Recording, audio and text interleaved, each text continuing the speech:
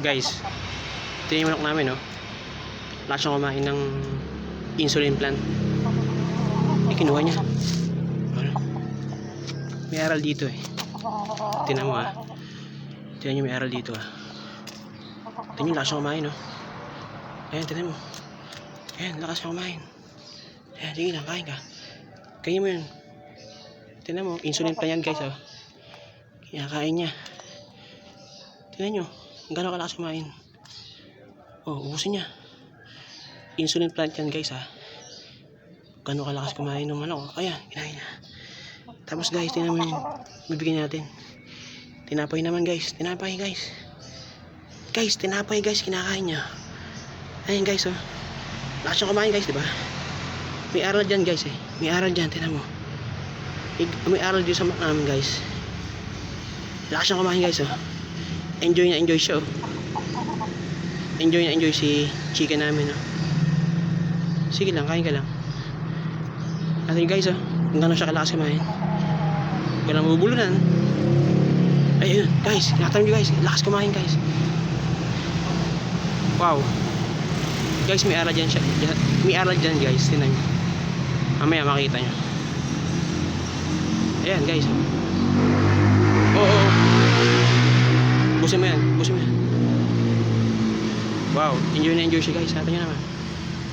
Wow. Nag-ubos yung tanabay guys. Guys, ito naman guys, ah. Isang buong saging guys. Isang buong saging. Isang buong saging. Wow, grabe. Wow, wow. Kinain. Kinain guys yung saging. Ay na. Wow. Kinain yung saging guys. Ay na guys, kinain niya. Grabe. Isang buong saging guys, kinain niya.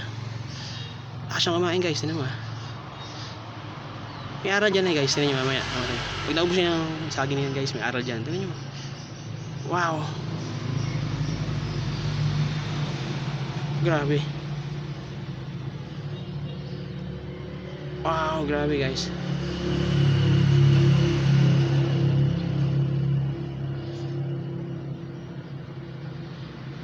Tingnan natin kung pipili niya itong mga bulaklak guys, ha. Paborito rin niya kasi itong ano eh, mga bulaklak. Guys, oh guys. Guys, bulaklak guys, kinakain guys. Guys, bulaklak guys, kinakain niya. Mas pinili niya yung bulaklak guys kaysa dun sa saging. Guys, may ara dyan guys. Alam mo naman guys. Enjoy na enjoy siya sa bulaklak. Bulaklak guys, kinain niya. Babalikan ba niya yung saging? Babalikan ba niya yung saging? Guys, yung aral dun guys. Yung aral dun guys.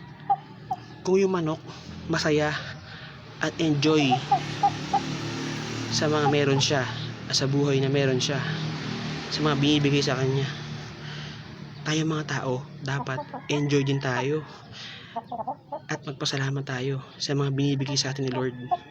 Sana nagustuhan nyo itong video. Sana maki-like, share, and subscribe po. Ingat po tayo. God bless.